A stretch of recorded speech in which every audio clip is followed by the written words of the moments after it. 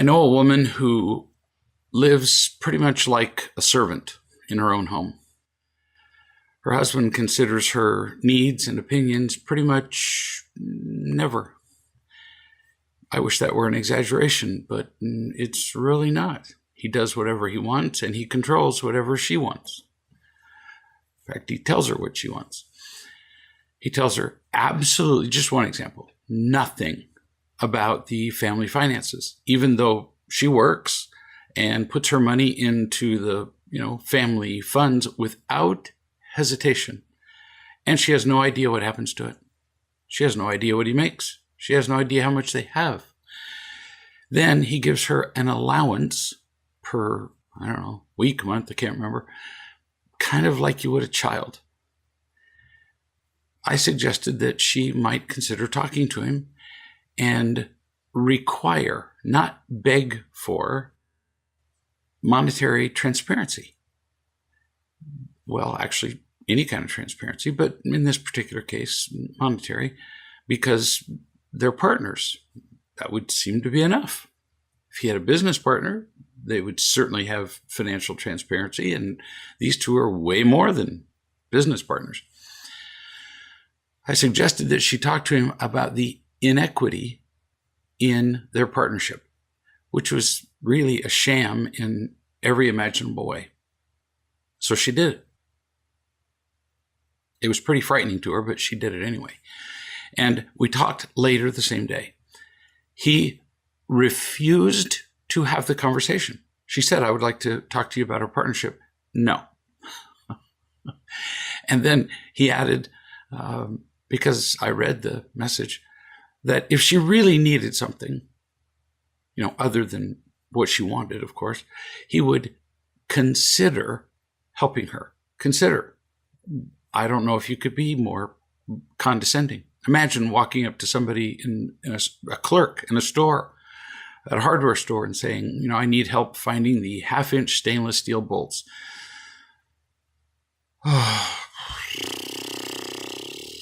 No. But if you have any other requests, I will consider them. I use that example because that's just from somebody who's working in a store.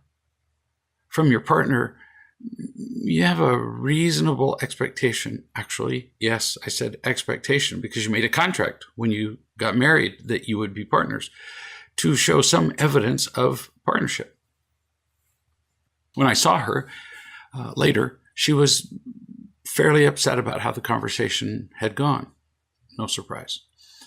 She said she was, in her words, frustrated, that the conversation with her husband was confusing.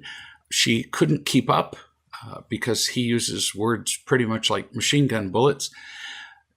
Blah, blah, blah, blah, blah. It was awful. I said, shh. So let's get to the root of this thing. Do you have any idea how afraid you are of your husband? She said, no, I'm frustrated. No, it's fear. Now, it took us a while to get there, but frustration is fear and anger. Anger is anger. That's pretty clear. Irritation, anger, annoyance, anger. Frustration is anger and helplessness and fear that it's never going to change. Frustration's different. It's anger plus, anger on steroids. We have to see that fear underlies frustration, disappointment, anger, irritation, pretty much every negative feeling. If we have a negative feeling that's worth talking about, we're afraid. You can pretty much write that in stone. So I said, do you see why it would matter a lot to know that you're afraid of your own spouse?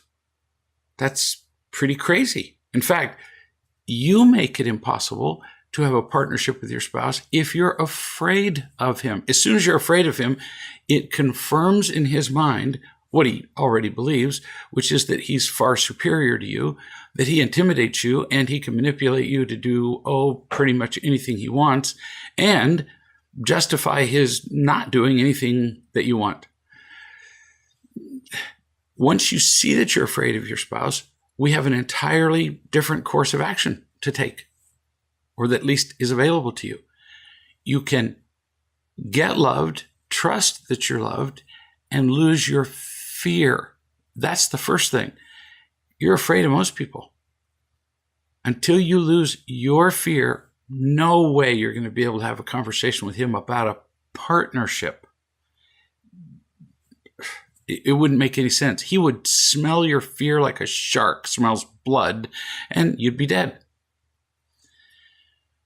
That's one possibility. Another possibility. So this is live with it and like it, a version of it, or you can just leave. It's not a partnership if you're afraid. And if you can't overcome your fear, do you want to live in a partnership where you're afraid all the time? You can go and find a bully in pretty much any alley in a big city. Why not just do that? At least it would be intermittent. You have to live with this one. You might consider losing your fear. Do something about it. You can do something about fear. Once you cloak it in a word like frustrated, that's the problem with these many other synonyms for fear and anger. What's the solution to frustration? I don't know. I really don't. Except maybe completely eliminate all causes of frustration externally. Yeah, well, good luck with that. New subject. The bottom line for the one we just talked about is being aware. New subject. This is from a lady who's experienced in real love. A couple of years ago, a new baby somewhere in the extended family was born. She writes, my daughter, Sinead, brought her son, Noah, who is 7, with her to greet the new baby. So the woman who's writing has a daughter named Sinead. Her daughter has a son named Noah. So Noah's her grandson. Sinead, the daughter, takes her son to greet the new baby who's the, who knows, child of the second cousin twice removed, somebody. And while there, this is the grandmother writing still, the silly adults did their usual controlling thing. People actually behave fairly idiotically around infants, as though they were infants, as though they had finally found a peer. She said they did their usual controlling things, you know, where they say to the child, in this case, Noah, the 7-year-old, Noah, go on over there and say hello to the baby. If you haven't seen adults tell a child to go and express gratitude, get involved, lavish love on an infant, go in ooh and ah over the cake. If you haven't seen an adult control a child like that, come give mommy a kiss, then you've been asleep. Because it happens, well, pretty much every time there's a gathering of adults and children. Adults love to tell children what to do. It's pretty much the only control they've got left because their spouses are tired of it, and they'll just kind of go, mutter under their breath something foul and not comply. Whereas children, poor things, they just feel obligated to do everything. Give that toy to your cousin, smile, goes on and on. Come play the piano for your grandmother, you know, because we've been teaching the kid piano lessons. Kids are pawns.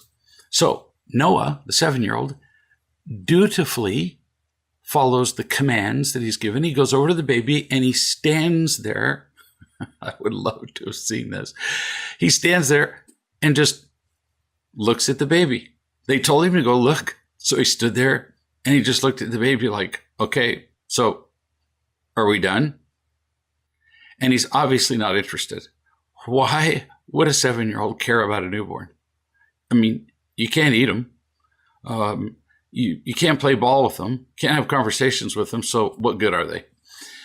And then with the adults looking on, because they're kind of egging him on to interact with the child, he says, hello, like you would say on the phone, followed by, welcome to life. When you get to be 7, like me, it's hell. 7 years old, and this kid's figured this out. hysterical, but a little sad. He was talking about all the controlling that I just talked about. You think you're controlled now while you're an infant? Wait till you get to be 7 and they tell you to do whole lots more because you can, walk and talk and make them feel better. Pretty insightful stuff from a 7-year-old. New subject. Woman who's been studying real love for a while, learning how to be loving. It gave her the confidence. This happens a lot when people begin to embrace true principles. It gave her the confidence to get a new and better job. She had been waitressing at a place where the pay was kind of average for waitressing, which means not that great. And she decided to go up to a much nicer restaurant where there was new menu, higher paying customers who are often more demanding. It is a fact that when people go into a store and they pay their $18.95 for whatever, at the hardware store, at a restaurant, whatever, although they would deny it, they're not conscious of it, they actually expect to be loved. No kidding. They expect to be treated with respect. They expect to be obeyed promptly. They expect courtesy, all forms of the love that elsewhere they don't get, all for the price of whatever they're actually paying for. They expect all that. We're wise to see that. We're wise to see that in ourselves, and we're wise to see that if we're in service industries. So higher paying customers, more demanding, different service, this new place that she went to. She was a little afraid of not doing it right. She noticed that her 2 supervisors would sometimes, when she did something, remember, she's brand new on the job, and the old people at a job tend to look at a new person and go, how come you can't do that? Now, it would be really nice if somebody immediately stepped in front of them, in front of their face when they're going, why can't he do this? You mean, why can't he act as though he's been here for 5 years like you? Because that's what they're saying. Of course, nobody's conscious of this, which doesn't make it a bit better on the recipient of the person who's getting these rolling eyes. The boss called her for a meeting the next day. This is after she'd been working for a short period of time, like a week or 2. Of course, she wondered if she was going to be fired. He sat down in a meeting with the other waiters, waitresses, wait people. Wait staff, I'm not quite sure what the politically correct term is now, and said, quote, "We're going to make some changes. Lisa, who's the new person, the one that's been doing real love and moved up to a more pressured job, Lisa has been here for a couple of weeks, and I want to see the service from the rest of you be more like she does it." I'd have paid a nickel to film that. She doesn't complain. She doesn't criticize the service of other waiters. And most important, she obviously cares about what the customers want. She was stunned. I wasn't.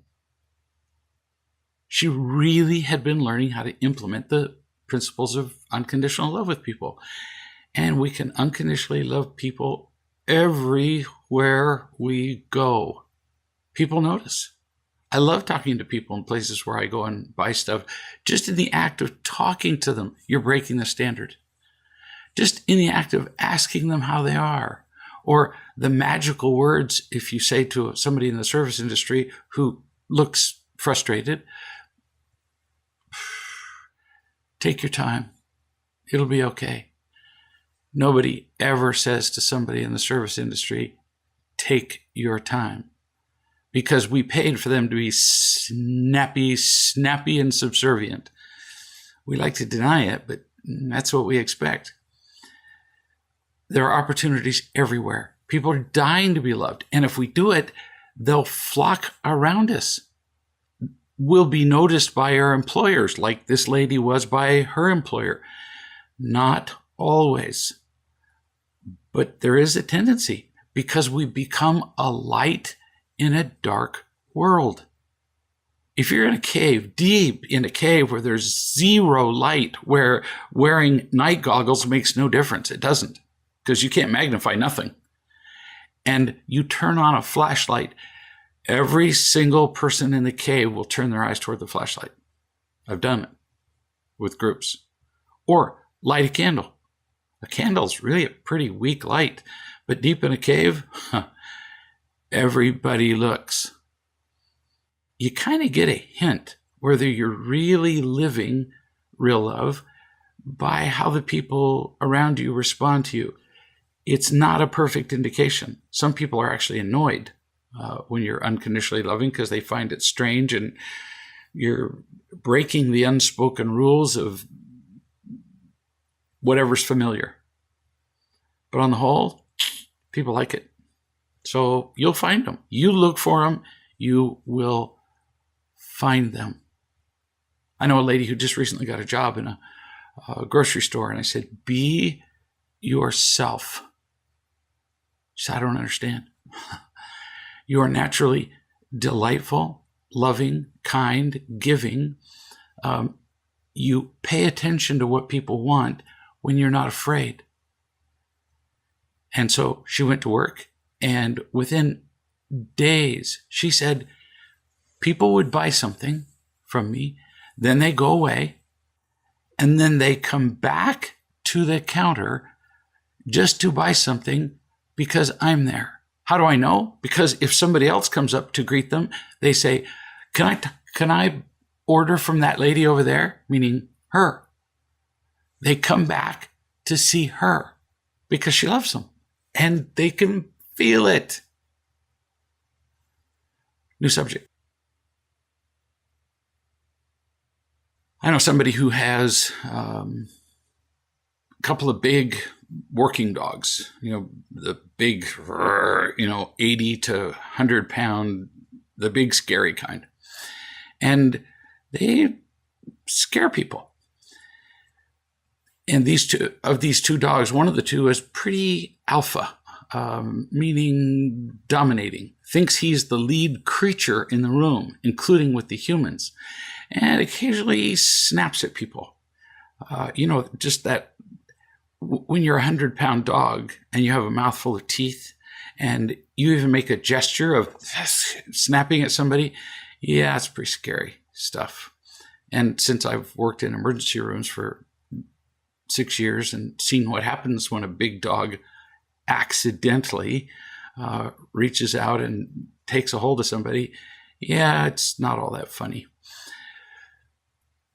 So the person that he was with, his partner, said, you might suggest when we're in a restaurant, because he would take these two dogs to a restaurant and sit them next to him in a restaurant, and these two would snap at people who went by. That might be a little excessive. And she said, you might consider putting a muzzle on them when they're out in public, which is a really easy thing to do. They make muzzles that are comfortable, that are like a leash and just have a cloth covering, and it looks like they're wearing a mouth diaper. And he said, I couldn't do that. What's the message in that? I don't really care what affects other people. I care what affects me. I care that the dogs like me. That's what the message is. But I talked to him about this.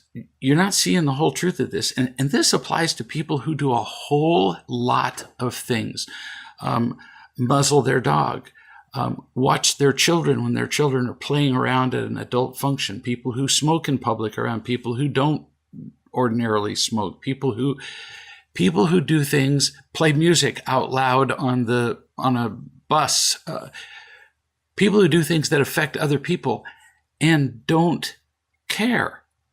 Those are the people I'm talking to, not just people who own large dogs with mouths full of teeth.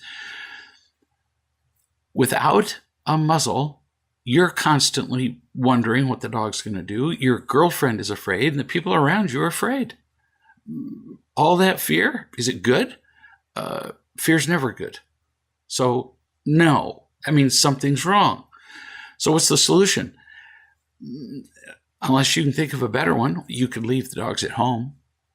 But since you want to take the dogs with you, well, then a muzzle becomes the loving thing.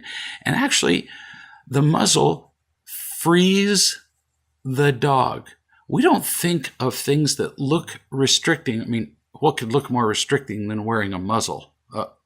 Walk out in public sometime and duct tape your own mouth shut, see if you don't feel restricted. But many of us would actually benefit the public at large if we did duct tape our mouth shut. The muzzle frees you and the dog because now you don't have to worry. You don't have to be afraid of the dog biting somebody. The dog doesn't have to be frightened by other people, because the biggest reason dogs snap at people is because they're afraid. Everybody's freed. That's kind of the reason for law. Not just laws that are enacted, but natural law, moral law, ethical law. It frees us all. It's not intended to limit us. Just like with people. Very often simply shutting our mouths, in this case voluntarily muzzling ourselves, keeps us from taking initial steps that only lead to a spiral into hell.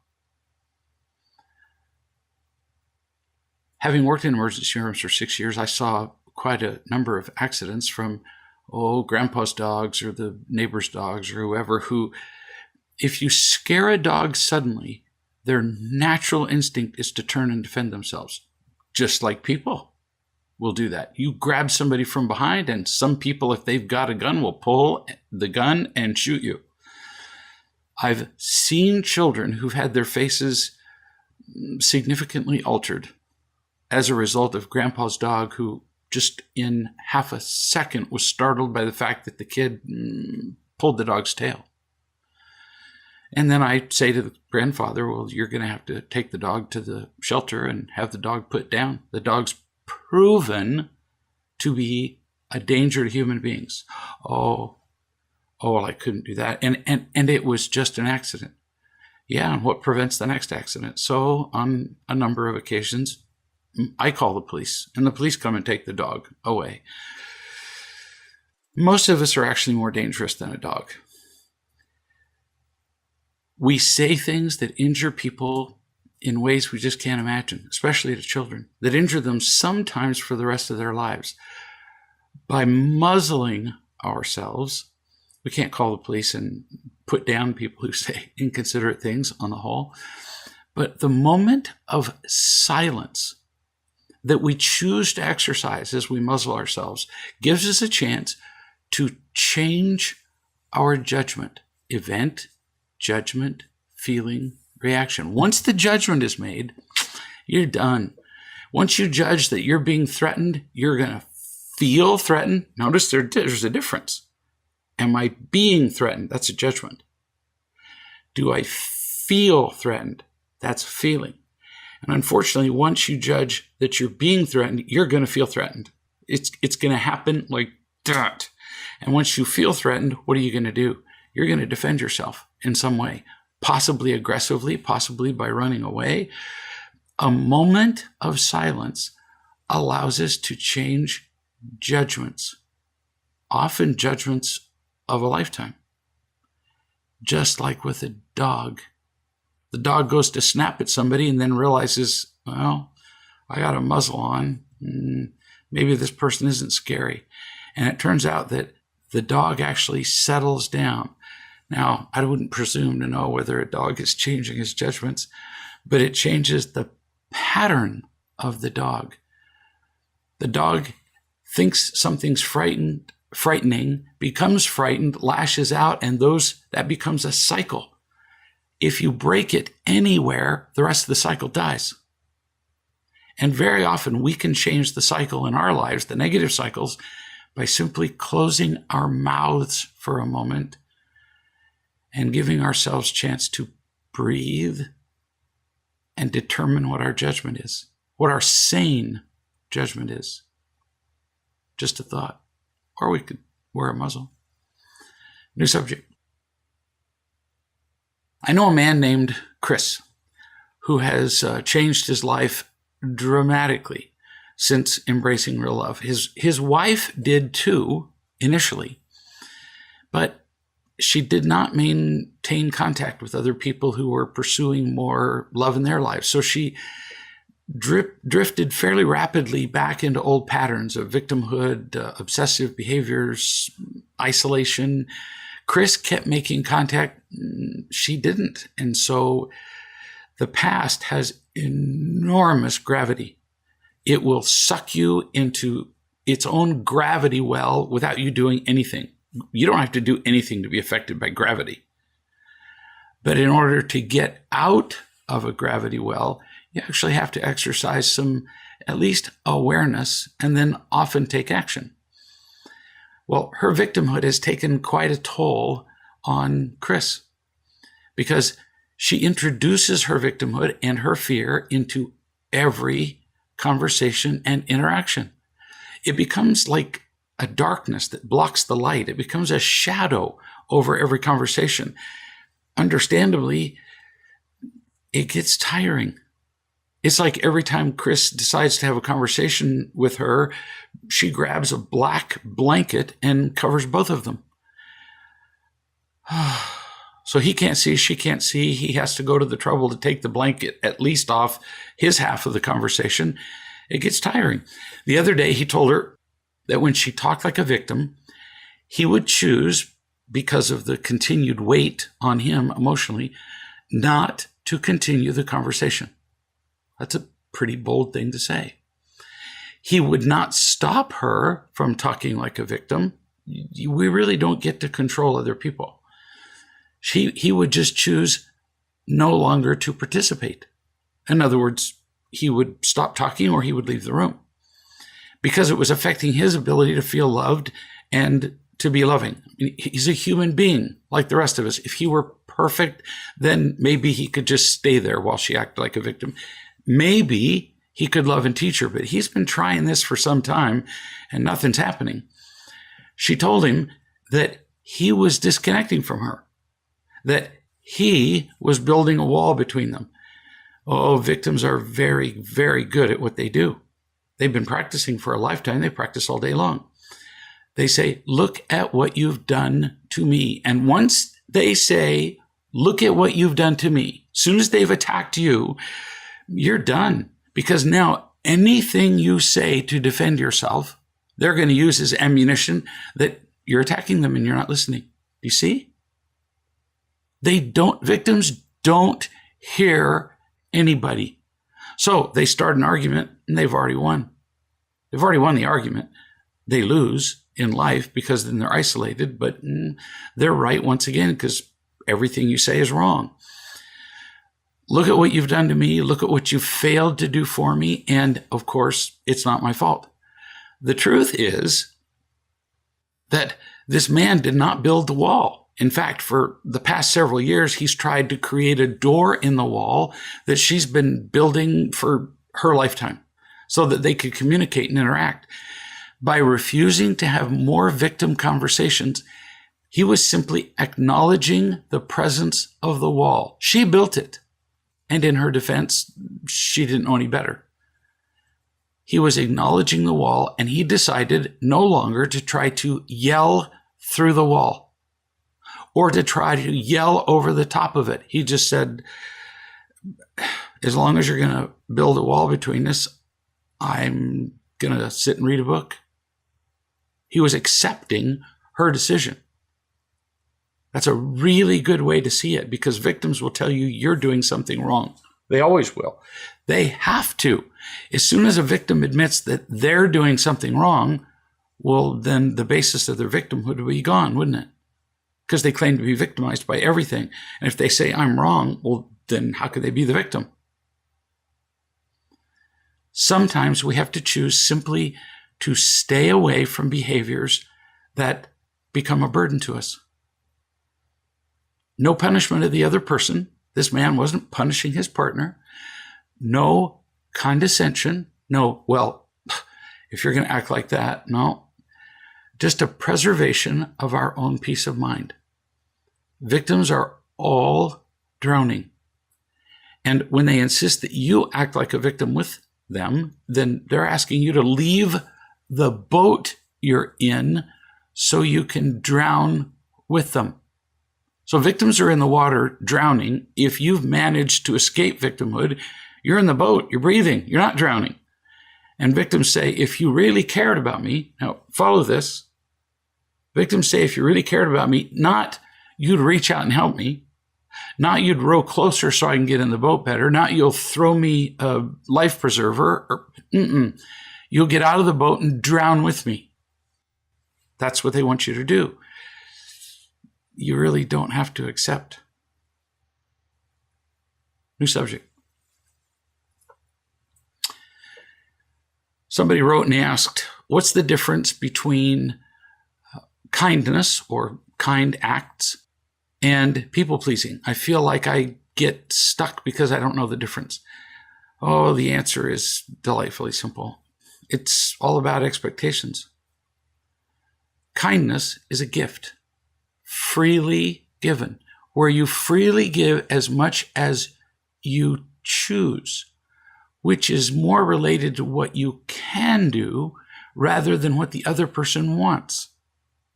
Just because somebody demands of me 100 units of effort doesn't mean that I have to do 100 units of effort. In fact, recently in a volunteer organization I was working in, I was asked to do a job, and I said, sure. And I already knew that I had 35 units of effort to devote to this job. And the job would be lovely. It would end up being a good experience. And then I was surrounded by people who were saying, well, it needs to be 100 units of effort, and you need to do this, and you need to do this. And I just said, well, thank you. Just thank you. One person actually had the gall to say, so are you going to do it? No. Well, why aren't you? Because I was given the job. It's my job to do. So I've decided to put 35 units of effort into it, and I'm just all happy about that. And the results are going to be just lovely. That is a loving act. That is kindness. What if I had agreed to do the 100 units? Then I would be doing it to please them. I would not have had fun. They wouldn't really have cared, except briefly to have experienced a moment of power where they controlled things. Nobody wins. Kindness you freely give. If you get nothing in return, there's no disappointment. So when I do my 35 units of effort for this particular project, which doesn't matter, and nobody says, wow, great job, I really won't care, because I will have enjoyed the gift that I freely gave, my 35 units or whatever. Even if you get no acknowledgement that you're alive and you feel no disappointment, then you gave a gift. People pleasing is all about expectations. There's lots of disappointment if your kindness is not rewarded. And that's the difference. It's not complicated. Don't make it complicated. New subject. I know a woman, Charlotte, who lives on and off, which should tell you something right away. Do you two live together? Well, kind of on and off. With her boyfriend, Bob.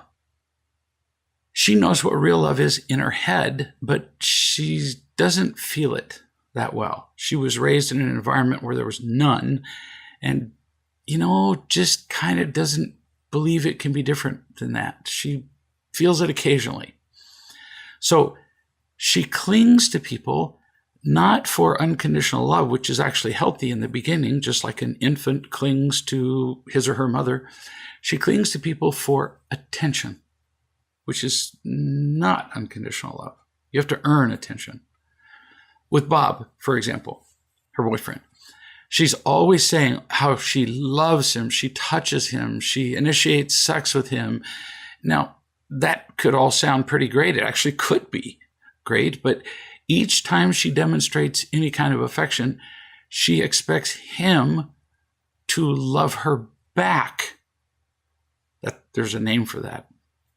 I give you something, I expect something in return. Well, that's what you do when you go to the counter at Walmart. I pick out what I want to get, and it turns out I have to give them something in return. It's called trading or buying. It really is buying. No matter what he gives her, she wants more, because Bob can feel that Charlotte constantly wants more from him, and it gets discouraging, and he kind of loses heart and it doesn't give it freely anymore. And she's manipulated for it in addition. So she knows that she's just being paid. So how does that feel? Like he can never do enough to please her. So eventually he quits trying. He just goes, it all just disappears into a intergalactic black hole. He withdraws and he avoids her. This relationship can't work like this. He's actually considering leaving the relationship because the pressure to perform never stops. So she asked me what she could do. Answer: stop clinging. How? You can't just say, if you have no love in your life, well, I'll quit clinging. You just can't do that, because now you got nothing. Now you got no real love and you got no imitation love, and you're just sort of bare naked and starving in the desert. So get more love from other people who have it to give, or just as effective, trust the love you've already been given. That's possibly more effective in many cases. If you've been around real love at all, you've been loved, and it's really easy to forget because it gets lost in the noise of everything else. Second, talk to Bob. Say what? You could say, for example, not telling you what to say, but here's a possibility. And since you don't know what to say, well, you can't lose by modifying this. I realize that I've been clinging to you and trying to pressure you into caring for me. If I touch you, I want you to touch me back. Or if I say I love you, I want you to say it back. And then if you don't, I get disappointed and you feel it. So you must feel pressured by me pretty much all the time, and you don't like it. For example, I did this the last time I saw you. This is still her speaking to him. I pressured you for intimacy, sex, in other words, and wanted you to stay over an extra night. My expectations are weighing you down. You'd think a guy would go, well, stay over for sex? Sure. You know, in the beginning, that's just really entertaining. And then after a while, you go, I'm not willing to pay the price. I'm not willing to get sex at the price of feeling like I'm a dog who can just be ordered here and there to do whatever she wants. So she continues, my expectations are weighing you down, and I don't want to do this anymore. So if you feel me clinging, or you feel pressured by me in any way, would you be willing to point it out to me immediately? Because it's such a habit that I'm pretty sure that I'm going to do it again, because I don't see it much of the time. I need your help. That takes real guts to do, but it's incredibly important. If it's your partner who lives with you all the time, people ask me to point out when they're clinging. Well, I have limited contact with them. In a 20-minute conversation, how many times are they going to cling? Not a lot of times. Well, some. But with their partner, they do it all day long. And their partner has to have the guts to actually give them the feedback. You got nothing to lose. You either get to live in a relationship where you're clung to and sucked dry till you're dead, or you say something about it and your partner leaves, and either way, you win. So I suggested to her, go tell him this right now. Well, he's not here in the house. Then I'm just going to guess that he has one of those little electronic devices in his pocket, and you do too. And you could ask him to meet somewhere, and you could tell him this. And then listen. If he says you're pressuring him, but you're sure you're not on a given occasion, because that will happen. He'll say, you're pressuring me. And you're going to go, before you've even thought about it, like a knee jerk, I'm not. you're sure you're not, the chances are very high that he's right and you're wrong. Now, how could I know such a thing? Because I'm talking about an event that hasn't even occurred yet. Because I have been there on many occasions when you have sworn on the lives of your children that you had no expectations. But then it turned out within 2 minutes that you could see that, well, you had actually a mountain of expectations. So you went from absolute denial to, yep, I have lots of them. You really don't see it because you've been using it for a lifetime to get what you want. No blaming here. But if we don't see it, how do we change it? Then you get feedback from other wise men and women. The clinging, they'll help you see where you're clinging. You'll describe conversations you had with him, and they'll help you see how you were clinging. It has to stop, or you will lose this relationship. In fact, you're getting pretty close.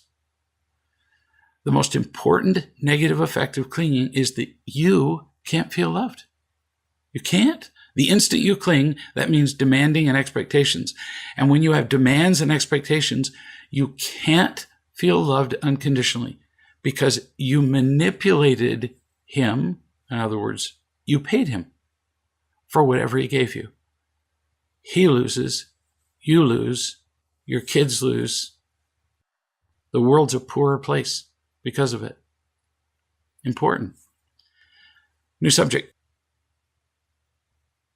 I know a man, Don, whose landlord also runs an independent business for which Don works part-time. So Don lives in a place owned by his landlord, and he also works part-time in a business that his landlord owns. So he's a tenant and a part-time employee to this guy. Don got to the point where the stresses in his life were becoming overwhelming. He needed a break to spend some time with loving people and not to be distracted by the noise of the world.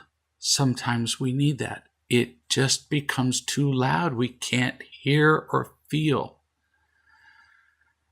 So he told his landlord / boss that he needed 3 weeks off. The boss went berserk. Crazy. I mean, flipped out, yelling, screaming, saying that Don was betraying him by taking 3 weeks off of work.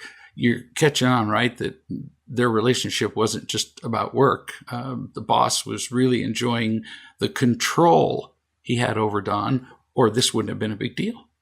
Well, okay. Well, then for 3 weeks, I'll get somebody else, or we'll just go slower for 3 weeks. The boss got 2 other tenants in the house. Now, those of you who are thinking, well, I don't have a landlord who's also my boss. Oh, but you've had experiences like this. This boss was so intent on being right and intimidating that first he did the yelling and screaming, and this happens every day somewhere, for most of us, actually. Then the boss got 2 other tenants in the house to agree with him that what Don was doing was wrong, and to meet with the boss and Don so that the other tenants could also tell Don how ungrateful he was being. See the setup? Victims are never content to just be right on their own. No, they gather allies, they gather votes. So he's got 2 other people who are going to come to the meeting and say, oh yeah, he's not only been victimized, the boss, but he's right and you're wrong and you're a terrible person. Whew. So the boss is quite a controlling victim. Don became afraid. Well, you think? He came from a family where his father used to do this, and here's his boss doing the same thing. So it just triggered him all the way back to birth. The yelling and the screaming conversation was 45 minutes. That's a long time to be yelled at and screamed at. And oddly, Don didn't want to have another one. Imagine skipping such a treat. So Don fell for a very common mistake by anybody who engages a victim. And if he fell for it, you have too. Victims are always right. Always. They have to be. You can't be a victim and admit that you're wrong. They're never wrong, which kind of goes along with always right. And they're always hurt. They're not just right. You're not just wrong, but you've hurt them. Oh, well, then we've now set up the perfect trifecta that you cannot defend. You can't. It's already established because they're just sharing with you. They're sharing their sacred feelings. Oh, gag. It's a position that you can't do anything about in most cases. And they're good at proving their hurt and their rightness with evidence. They're experts at what they do. They've been doing it all their lives from childhood. And other people who are not victims to that degree aren't nearly as good at defending against it. So you're dealing with an expert and you feel frustrated. No wonder. They've been practicing all their lives. So what's the solution? Listen slow. Actually, slowly. Stay out of it. Stay out. You're going to be tempted to explain to the victim how they're wrong. They won't hear you, and they'll load it in their gun and they'll shoot you with it. Stay out of the conflict. Stay off the playing field that is designed by and maintained by the victim, and where the rules are made by the victim, the rules that change according to the victim's needs. If you get on that field designed by, made by, run by, created by the victim, you're going to lose. And the victim's going to change the rules if there's anything close to losing. So I suggested to Don to keep it simple. The boss or the landlord would overwhelm him with words and details and accusations. And Don was just terrified of this because he knew what was coming. So the only solution is to keep it really simple. Victims do not respond to lots of words. They do respond to action sometimes. I mean, here's what I'm going to do, that kind of action. I told him that if he wanted to stay unafraid, he needed to create his own rules. And Don asked how to keep it simple. So I suggested a simple 3-step script. And as we were talking by Skype, I typed it out and then sent it to him at the end of the Skype conversation. And I said, you're going to repeat this script over and over. Even if you have to hold it in front of your face and read it to him, do that. Because he's going to attempt to jerk you onto the field of death with everything he's got. And if he succeeds, you will lose. 1, I will be taking 3 weeks off.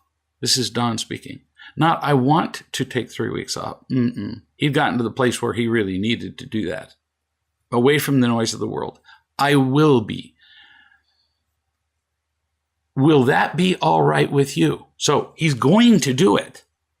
But what he's really saying is, would you still want me to work for you after that?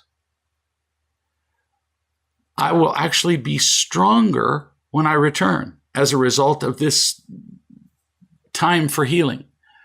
And would you still want me to be a tenant? So he's not asking for permission to take 3 weeks off. He's doing that. But he's also asking, do I anticipate having a place to stay and work when I return? Pretty simple. Leaving, will I have a place to stay? And will I have a job when I come back? That's the first one. Second, the boss will argue and attack with accusations. Then what? You tell him the answer to your question is simply yes or no. When you say you're leaving for 3 weeks, he's going to go, well, blah, blah, blah. I don't see why you need 3 weeks off and you're leaving me in the libs. Victims can talk till you die. And if you allow that to happen, well, then that's your problem. You did it. In fact, you facilitate it by listening. So you raise your hand when he's in the middle of the blah, blah, blah, blah, blah, blah. You go back to number 1. I'm taking 3 weeks off. When I come back, will I be a tenant? Will I be an employee?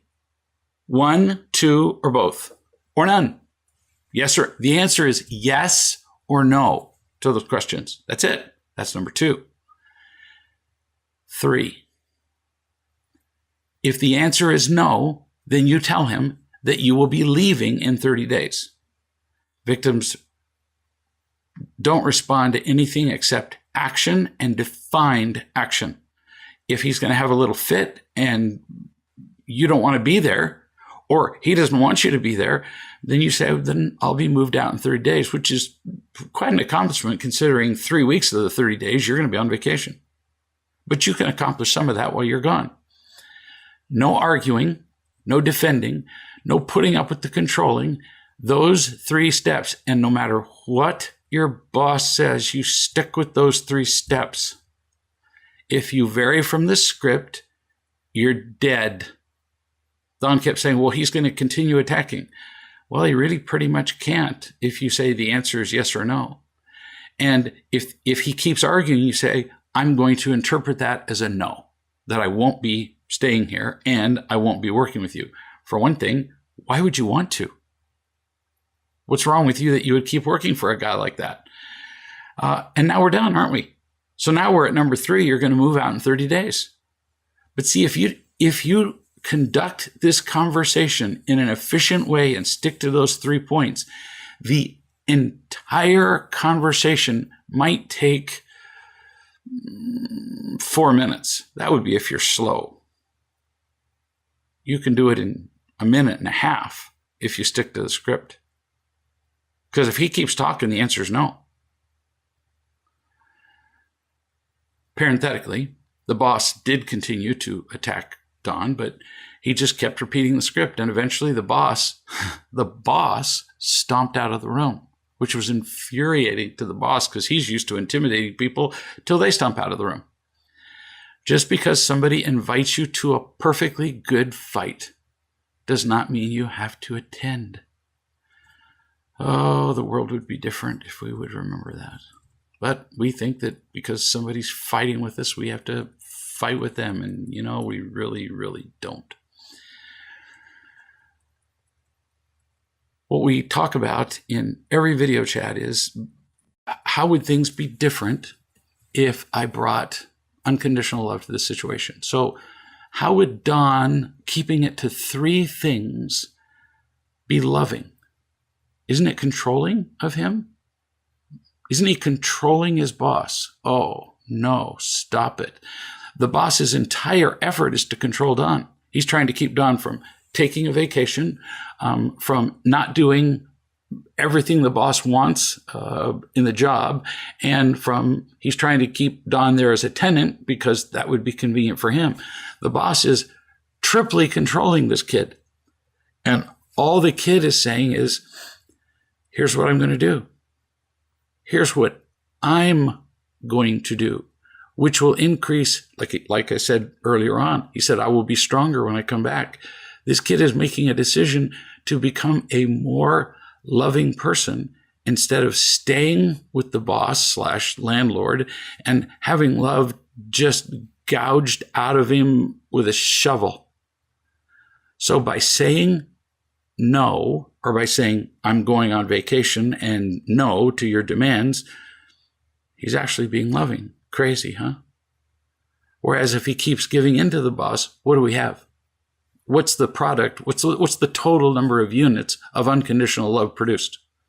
None. We have a controlling, angry victim, and we have a controlled, miserable victim. 0 plus 0, pretty sure, is still 0. This kid is making a decision to become more loving himself.